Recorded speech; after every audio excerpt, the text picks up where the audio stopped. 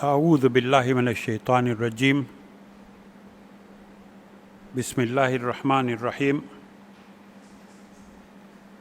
الحمد لله رب العالمين والصلاة والسلام على سيد المرسلين أبي القاسم محمد. اللهم صل على محمد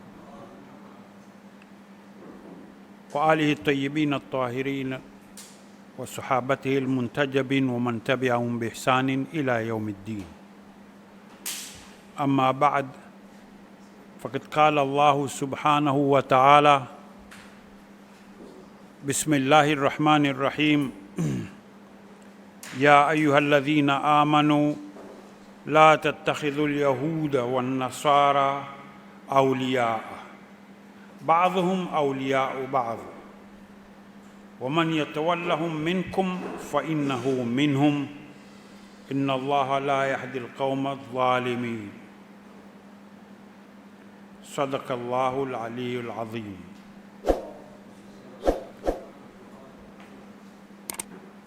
السلام عليكم ورحمة الله وبركاته.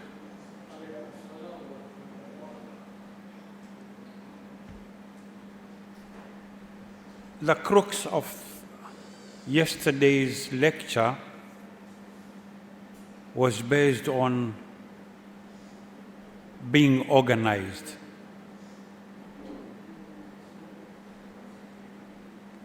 The question I posed before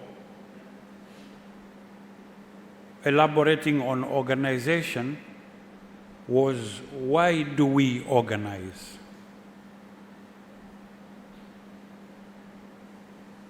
The verse that I just read in my opening of today's lecture is Surah Al-Ma'idah, verse number 51. The verse says, O you who have believed, do not take the Jews and the Christians as allies. They are in fact allies of one another. And whoever is an ally to them among you, then indeed he is one of them. Indeed, Allah guides not the wrongdoing people. Now remember, one side we are talking about being organized, but one side we are looking at reference points when the earlier Muslims tried to organize themselves. The warning that came to them from Allah through the Prophet Muhammad sallallahu alaihi wasallam was to forewarn those who believe that don't take these guys as your allies.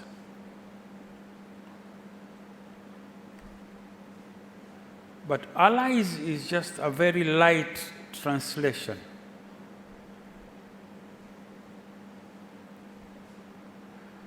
Don't take these guys as responsible people for your welfare, is the right proper translation of the word awliya. بعضهم أولياء بعض. They are in fact allies of one another. Now, when we talk about globalization, we talk about a system and a way of life that was cooked, strategized, planned, and being implemented mostly by Zionists.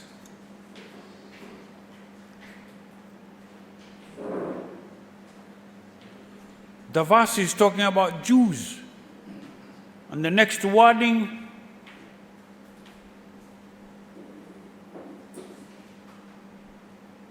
is Nasara.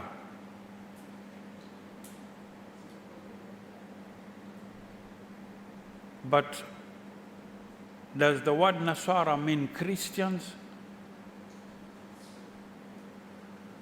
Or then when the ayah was being revealed,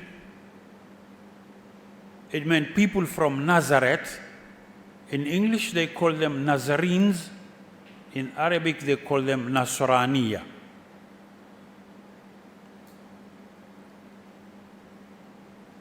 I'm posing this question because it was only after King Constantine came to know about followers of Nabi Isa alayhi salam. That's when he named them as Christians. Before that, when the Quran is talking about Nasraniya, means the people of Nazareth who are followers of Nabi Isa alayhi salam.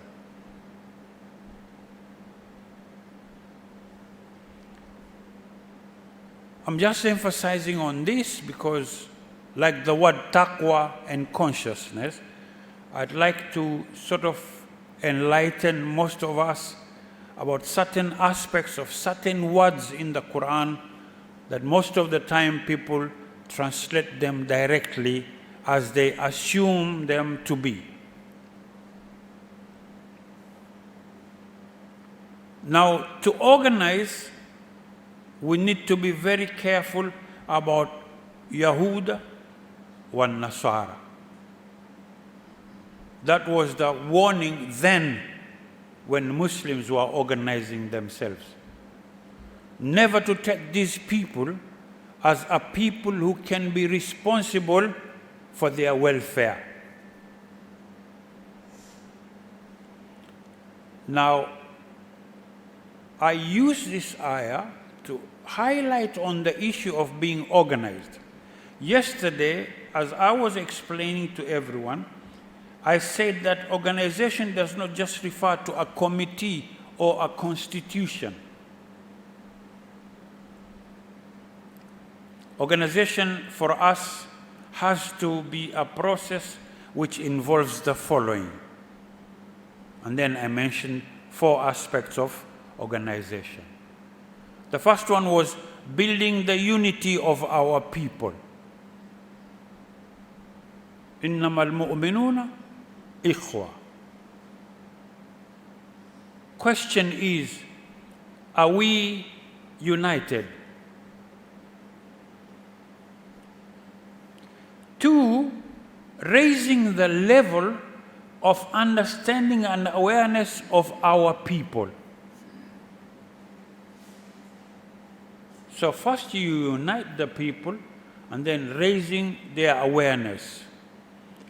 And there's no time that people's awareness needs to be raised than now.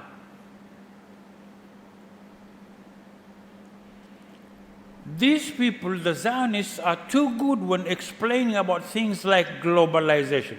They use very sweet language that's been analyzed, that's been weighed, been filtered, so that those whom they are addressing on the issue do not even have any slight doubt about what they're saying and what's their intention. After we raise the level of understanding and awareness of our people, the third one is bringing about their active involvement in the struggles over issues of daily concern to us all. And fourth, I said, giving this unity and involvement structure and form, content, consistency, and direction. These are the pillars or the foundation of our being organized. Then I touched upon issues like small micro enterprise. But again, these things have to be discussed. Now, going back to globalization, I don't think many of you, or those who are listening to me through or via video, are aware about the structures of globalization, the organizations that are involved, multinational. Apart from United Nations, World Food Programme, World Economic Forum, World Trade Organization, International Labour Organizations, and many, many more. Then the issue of multinational pharmaceutical companies. These, again, they play their own part on these issues. And we can mention hundreds of them.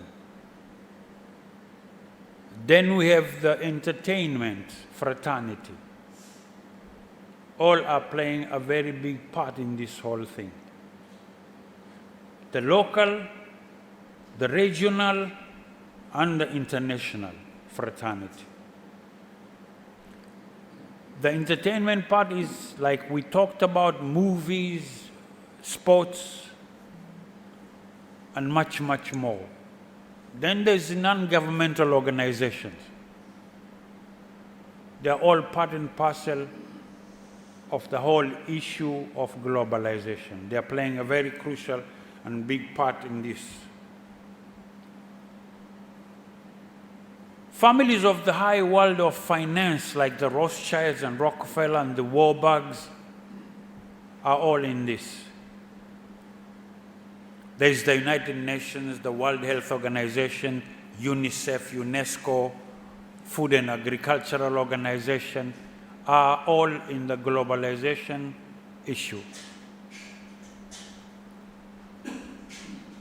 There are a group of powers like the World Economic Forum, the Bilderberger Group, the Club of Rome, Committee of 300, Council on Foreign Relations, Tavistock Institute, and we go on, we'll never finish up, even if we take the whole session. And of course, not forgetting Masonic lodges all over the world.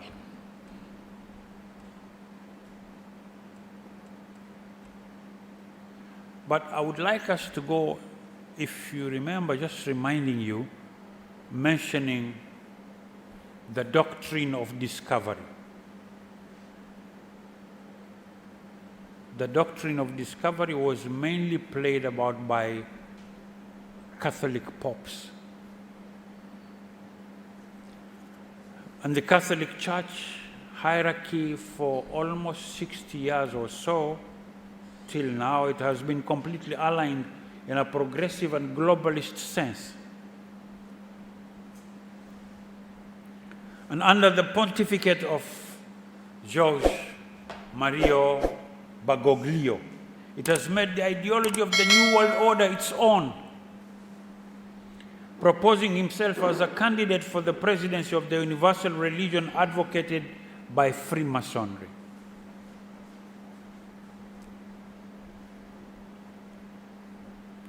He's an Argentine, but he makes no secret of his role of prophet of the New World.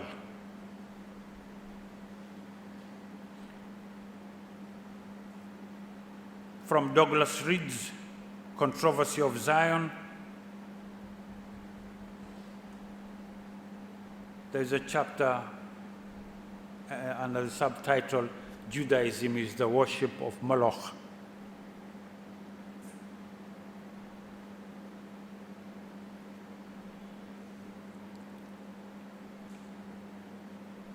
What is happening right now on earth has its own roots and background some time ago. I think, I'm not sure whether I mentioned it here or I was doing a program at IBN, and I mentioned about the Rothschild at the age of 26. It's called Meyer Amschel Rothschild. He was looking for someone who can take care of this issue in the 1770s.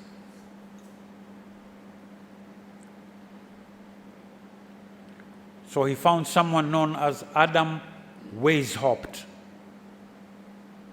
For those who don't know the deeper side of Freemasonry, they think Adam Weishaupt is the father of Freemasonry. But Freemasonry was deeper. Now, having mentioned the Catholic Church, there were two papal bulls in the mid-15th century that gave permission and consent to Christopher Columbus under the Spanish government and Vasco da Gama, Bartolomé Diaz under the Portuguese government. But in the name of Christ, to go around the world.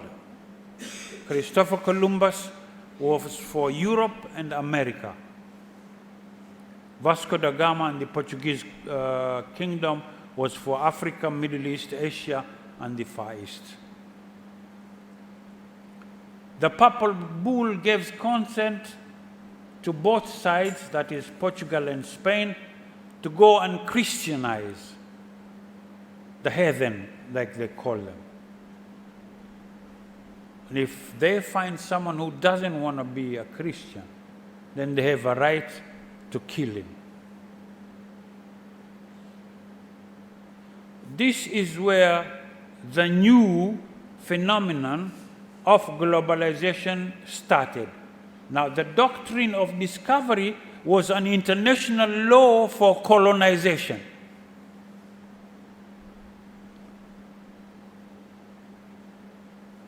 And this thing happened before Protestants came around, before the Catholic Church lost its grip on Christianity.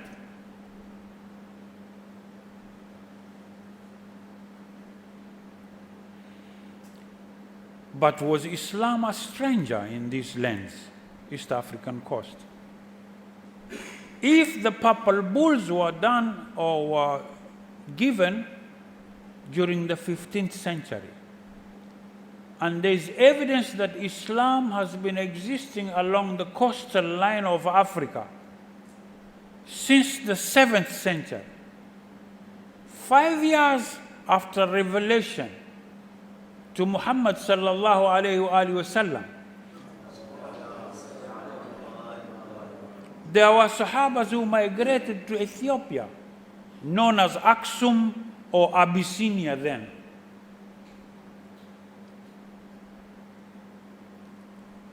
Why did the Pope give this consent to Portugal and Spain is another historic story altogether.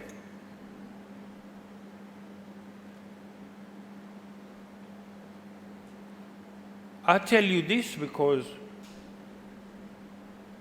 I've been thinking about how do I go about this story about globalization and its effect on society.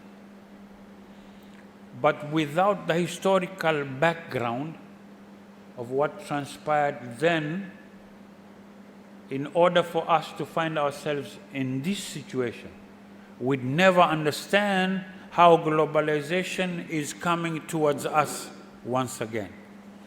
Now imagine what I was telling you about what happened at Kilwa and Mombasa and Lamu. What these Portuguese did, though we are still being taught that these are explorers. What would happen to us now, because you'd be shocked when we go inside this story and find Germans within that Vasco da Gama voyage trip. Germans were in it, Jews were in it. And what was the reason for them to come this side? Most of the time we were told they were coming for spices. Yeah? But not spices really. Because the Moors, as they used to call Muslims, were ruling Spain. I call this the last crusade. Or if I paraphrase, the last armed crusade. Now they are fighting us wars that are fought by silent weapons and quiet wars.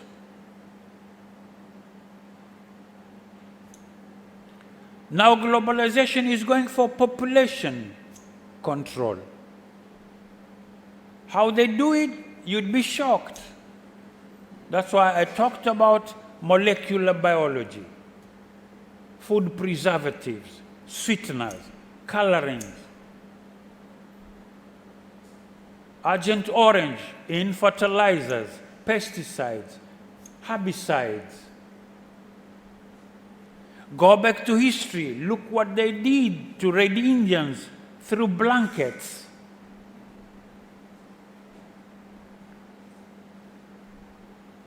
Now, when they talk about free market, free movement within countries or regions, they are talking about putting off sovereignty of nations. They are looking at how they work out their way out and make us look like one country, one currency, a digital currency. What would they do with this? They do it gradualistic. They put us together as countries. Our armed forces practice together, move from one side to the other, come up with acts of parliament. They have a regional parliament now, East African Community. Then there's the AU, because East African Community, there's ECOWAS, there's SADC, there's one for North Africa. But then there's one general one, that's African Union. Same with the West, same with ASEAN in Asia and Far East. Same with European Union, and then there's United Nations.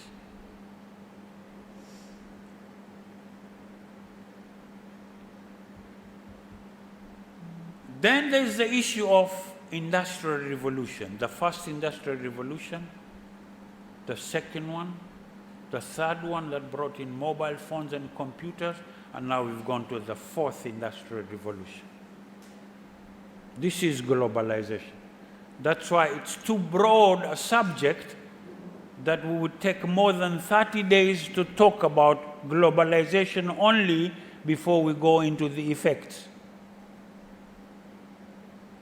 Free market is one.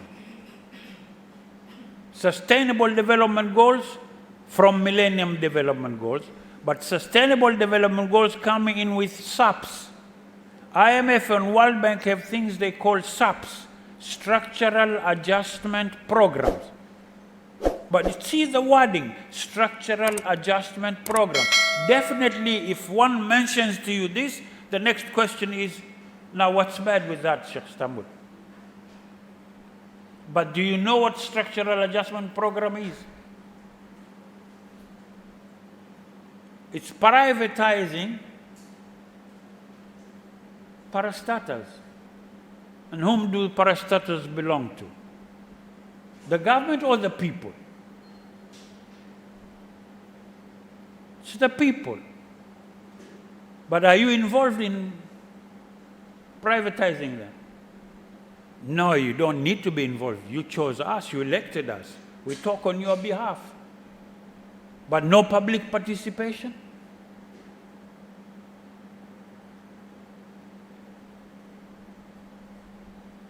Allow me to use a little bit Swahili to be more precise. Privatizing parastatals, in Swahili we say kubinafsisha mali ya umma. I don't use mali ya serikali, because it doesn't belong to the government, it belongs to the people who pay taxes. Now, UN and the other bodies, UNESCO, UNICEF, UNDP, and all these World Trade Organization, they are too good in sweet-talking people. That's why I say we have to be careful on the language they use when they want to get our consent on anything.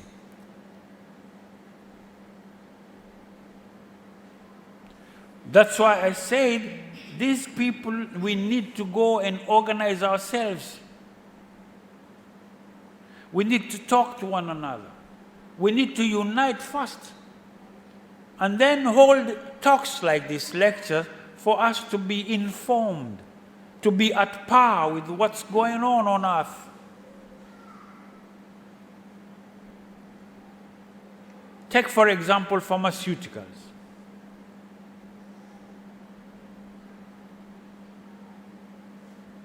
A recent issue was COVID-19, right?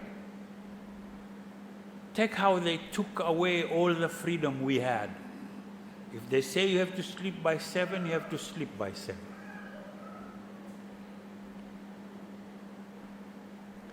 They say you have to be vaccinated, you have to be vaccinated. And there are cases going on that, no, this is not on. You're trying to digitize us. There are spikes in these things. But do we have laboratories that can go and counter-check whether these things are safe or not?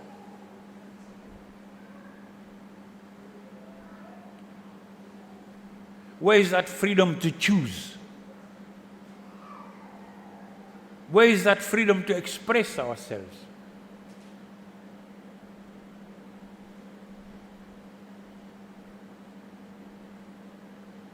I was going around Dar es Salaam with one of my close friends, a brother of mine. He was taking me to suburbs. Then as we were up a hill, he was telling me, check this area and check that area. I remember, sorry to say, I remember Tanzania when it was barabara ya kwanza, barabara ya pili, barabara ya tatu. Am I wrong? But in your suburban areas, do you have barabara ya kwanza, barabara ya pili? This is the first street, second street. Where you stand like this, you see the end of it. Do you have these streets anymore? Do you know why? This is human resource. Politicians need it. They bring them to urban areas and they push them because they want to use the other side for industrialization. So they bring them to town, they don't follow any structure, they don't follow any physical planning. No amenities, no nothing. No playgrounds, nowhere. You don't know where you put schools. You don't know where you have grounds for football or whatever sports. People just come into town because you need them for labor. Special economic zone. You need labor for these places. Export processing zones. Now you're going to smart cities. That's what globalization is all about. You're coming to smart cities. And I can see Tanzania being a role model. Dar es Salaam, Mwendo Kasi is one. Bypasses. Nairobi is another. But are you informed about these things? This is globalization. People come to town, assimilate, outnumber the indigenous people of that town. You might be 100,000 people, 1.2 million have come in as cheap labor. Now when they want to choose, and it's one man, one vote, can you put any of your representatives? When it's easy to manipulate 1.2 million people to go against your voting 100,000 people. That's globalization. No borders.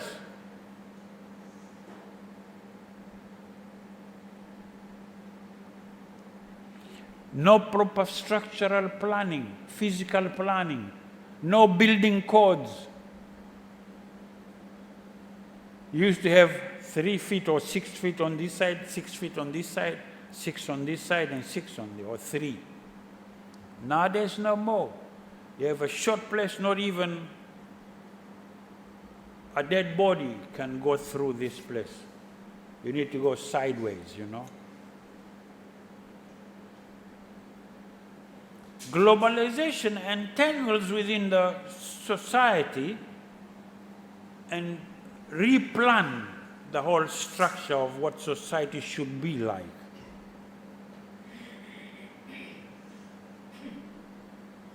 They manipulate the society through media, unless you have your own media to tell you the truth. That's why right now, for media to exist, you need to be free, liberal. Globalization is liberalism. That's why when you see the wording in your constitution, freedom of worship, most of people like Stambuli say, see, now we'd be free as Muslims. No, this means all freedom, all religion.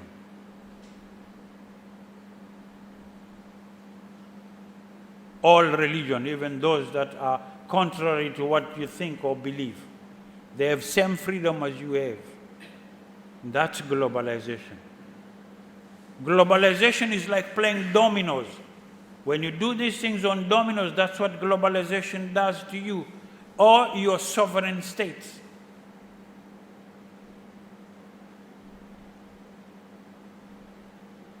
And then you have people like Noah Harari, people like Klaus Schwab, and the WHO CEO who set the game rolling. And they give the orders. And your ministers and other people can't say anything. And if you disagree with them, they come out open, like they disagreed with Museveni. You see what they told Museveni about a day or two ago? That will put sanctions on you. Why? Museveni says no to LGBTQ.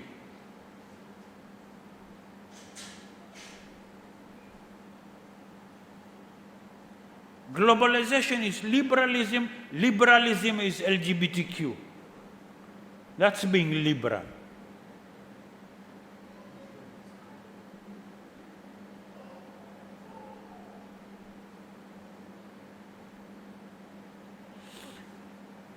ولن ترضى عنك اليهود ولا النصارى حتى تتبع ملتهم.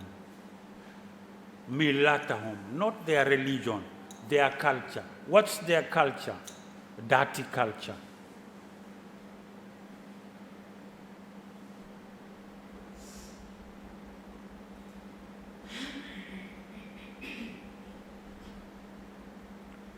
Zionist culture is a dirty culture, Kabbalah culture. So we need to know and read about what is Kabbalah. Who is the sacrificial lamb here?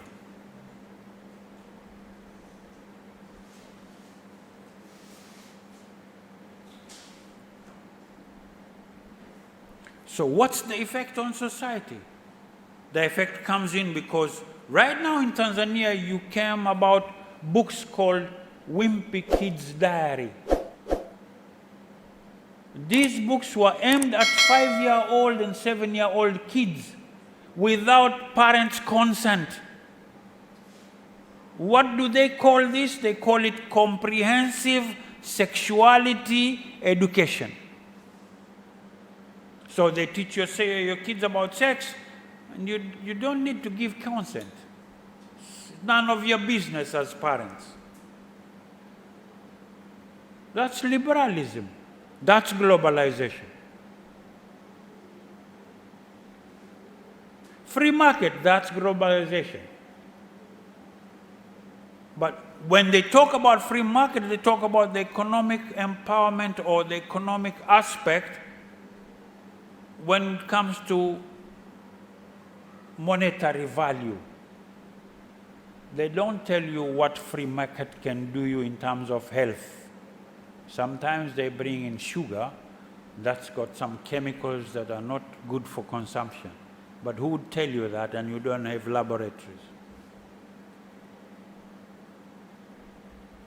Sometimes they bring you maize flour, but there's too much aflatoxin. Who's going to tell you about these things? Sometimes you buy rice, but you are not sure whether it's rice or not. It tastes like rice, smells like rice, but it's not rice.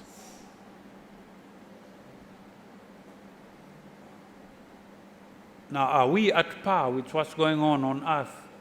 Knowing just these small things I've just briefed you about.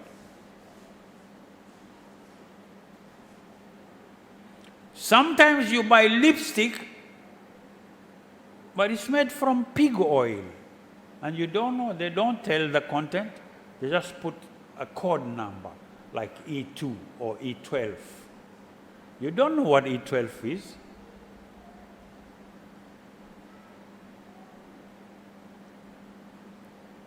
And we like correcting Allah, sometimes He gave you black lips and you'd like them to be red, So you put on the red thing, You sit, in front of a mirror and you start like...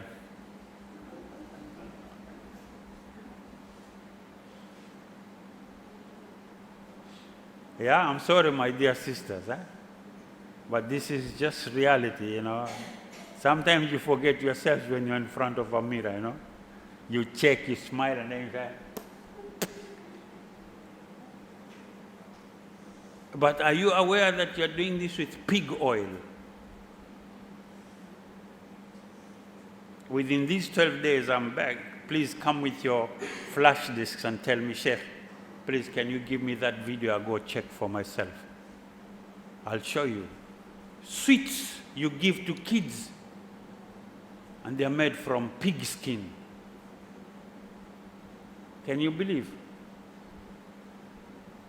There's some kind of nice jelly-like sweets that have like sort of raw sugar on it. Do you know they're colored, green, yellow, but they have sugar that's, raw sugar on it. This is made from pig skin and some color and sweetener only. There's nothing to do with any other content or material. It's pig skin, pure pig skin. Plenty in supermarkets. Nicely done, value added, packaged nicely. When the kid said, Baba, I need this one, you'd have to buy. Brushes that our sisters used to comb hair, made from pig. And you don't know, lipstick, handbags you carry, pig skin. This is globalization because the market is free market. You can bring in anything. Once it looks good, you bring in. You don't even know what you're selling. And this has been there from 90s. Some have tried to build this thing up from 70, 72, something of that sort. Go back to United Nations meetings and reports way back to Rio Plus, 20 years, something of that sort. That's when it all started. That's why I'm saying it came as Millennium Development Goals. Then they said, no, Sustainable Development Goals. Now, what would Sustainable Development Goals bring in? Let me give you an example of what's going on in Tanzania. Tall rise buildings, 20-story, 16-story. This is what's coming. But like I told you, don't forget they do it gradualistic. They don't want to come with a bang so that you come out of your sleep. They bring it slowly. Some of the communities are already at par. They know what's going on. They're trying to build their own villages. It's like a prison. For you guys, young guys, please go look at videos called Hunger Game. It's a series, it's an episode thing, Hunger Games. That's the kind of prison you're going to be in. And you'd be happy to be in that prison. Because it's an estate where you come in with a card, you have to give the card and move in. Like I told you, you'd have to come at your door and say, Stambuli. The door opens. You'd have to come to a place and say, Stambuli, the lights go on. Yeah? But they don't tell you that once you have flu, nothing will go on, You come and say, no, I don't know you. That's artificial intelligence. We'll talk about it. It's part of globalization. That's the fourth industrial revolution. Artificial intelligence, robotic life.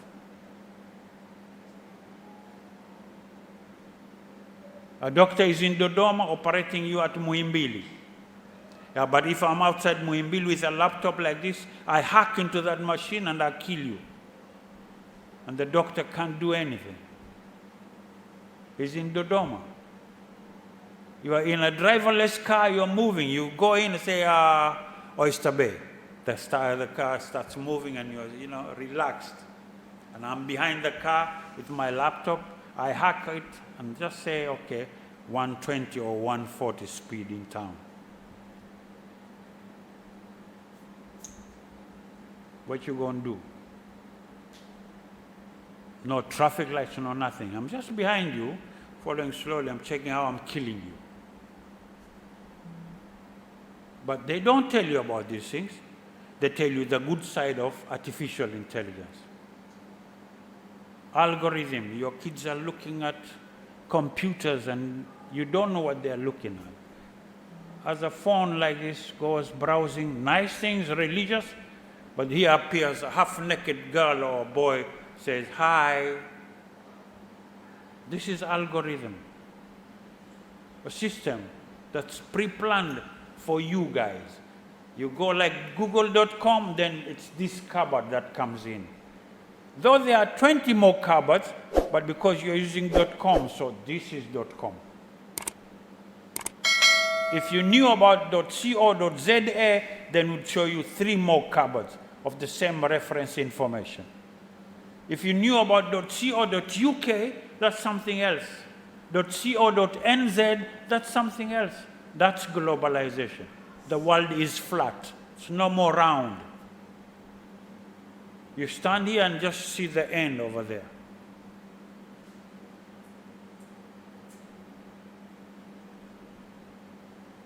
Question is, are we ready for that? That's why we do these lectures. And these guys, like the Quran says, وَلَن تَرْضَ عَنْكَ الْيَهُودُ وَلَن نَصَارَ حَتَّى تَتَّبِعَ مِلَّتَهُمْ. These guys are still awake. They do these things. They pre-plan these things. That's why I say we always sit down during Ramadan and talk as if we are living in between the 7th century and the 10th century. And these guys are living in the 21st century. Molecular biology. Molecule is the smallest particle of an atom. So what's an atom? How small is an atom? Molecule is smaller than an atom. They're using this in our foods, in preservatives, in sweeteners, in water. That's why I talked to you about endocrine hormone disruptors. This Semenya, the South African who's running 800 meters, that's a boy, but hormones have been disrupted. Now he feels like being a girl. That's transgender. There's another Tunisian boxer today. He was stopped from fighting. Like, no, your hormones, outpower the women boxers. Because he's a boy. But hormone disruptors have made him feel like a woman. He's fighting in, women boxing.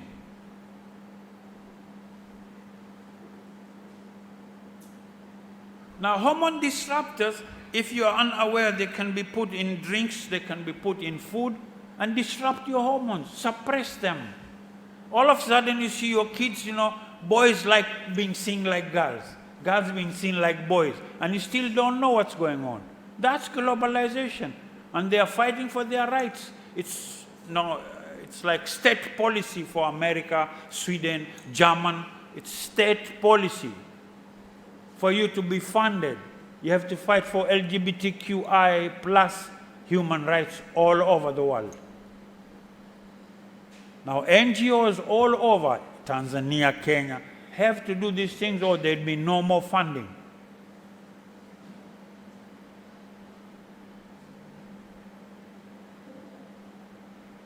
Priority must be given to LGBTQ asylum seekers. Now, these guys are good when they tell you that we want you to give consent to human rights on LGBTQ guys. They expect you to say no. They know that you'd say no. But that's what they're looking for. And we fall into that trap always. Now, when you say no, they say, okay, can you find us a place like between Chalinze and Tangas? Any place, just give us like 2,500 acres and we'll do an estate for these guys. Don't give anything, we'll give them food and all. But they make state-of-the-art place for these guys. They'll feed them, clothe them, do everything for them. Just to show other kids in your societies, like you don't want to be like these guys.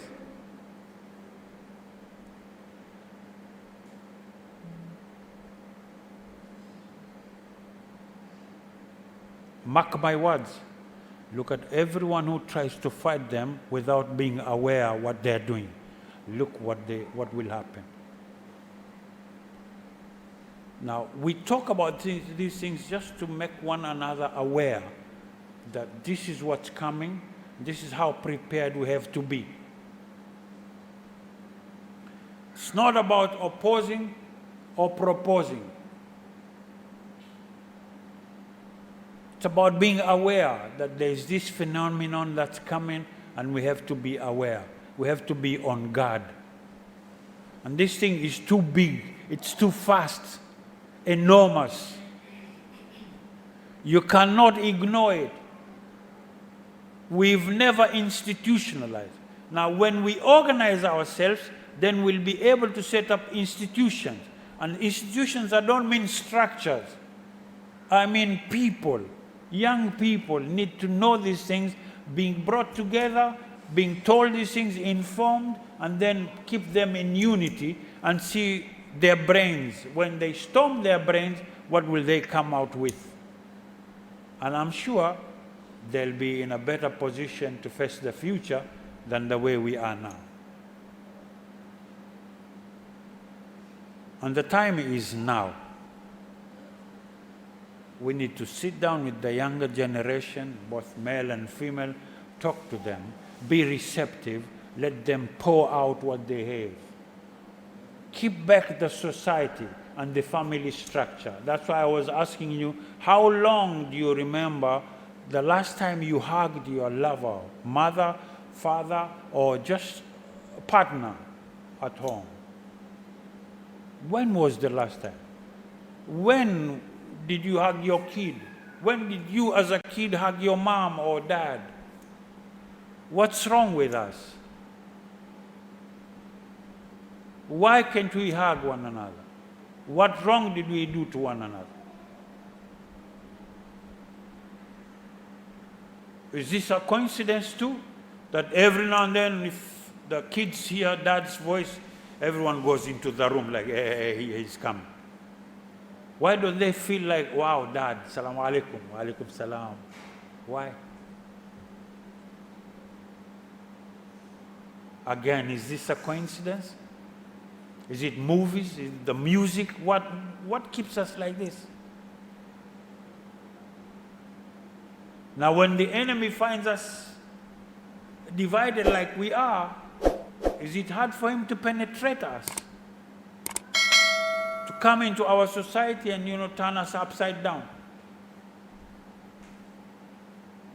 What are all these institutions doing? Mosques, masjids, these are institutions. It's just a place like you come in and waste time, Maghrib, or Isha, Maghribain, Dhuhrain, and then you go out. Nothing doing, we don't talk constructive ideas. We don't plan anything. We have schools, but they just teach language, no ethics. Kids come in with, cigarettes in bags. Some have marijuana, they smoke sometimes. Some have Mao. No? It's normal now. You listen to story about Muharram, and then you go, you take Mao, you come back in, and then you come again. Allahumma salli ala Muhammad wa ali Muhammad.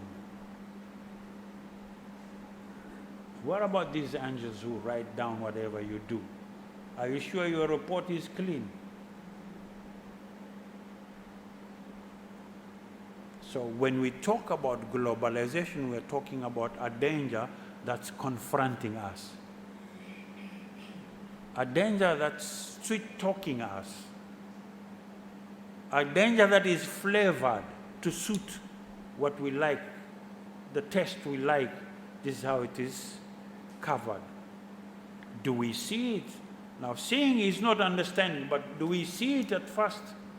And then do we understand what's coming, that danger? Do we understand the danger and the harm it can do to us as a society? And if it does take over, how long would it take us to come out of it? How many generations? We've lost 5 already. Look at the 50 years bracket, 40, 30, 20, and the 10 years bracket. Listen to what they talk. Listen to what they are listening. Ask them, excuse me, just give me the music you're listening. Now listen to the lyrics. Look at the books, look at the magazines they're checking, look at the games they play. Isn't it crime only, killing only? He's got a phone, but to gain more points, he has to kill more people. Do you know what this is doing to them psychologically?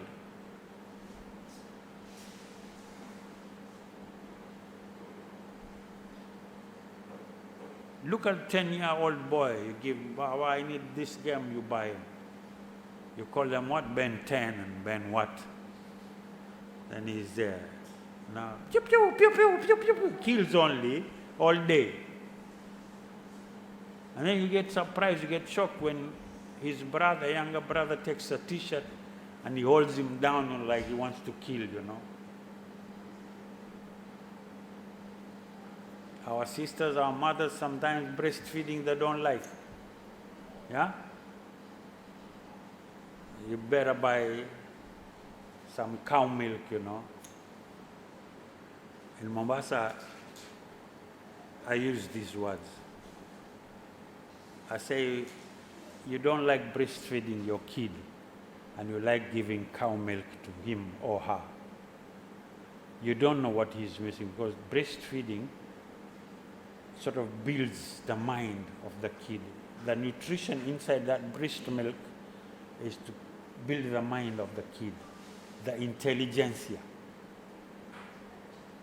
If you don't breastfeed and you give cow milk, when your kid grows and start having manners like cowish manner, why do you get shocked? Yani in Swahili, naambia kama utaki kumnyonyesha huyu, and then unampa maziwa ya ng'ombe, akiwa mkubwa akianza kuwa na tabia za king'ombe, mbona huo unashtuka? Tabia hii anatoa wapi huyu? No, from the ng'ombe. You are giving him or her cow milk. Now this is ng'ombe, Anyway, time up. Thank you very much for listening. Inshallah, meet again tomorrow, same time.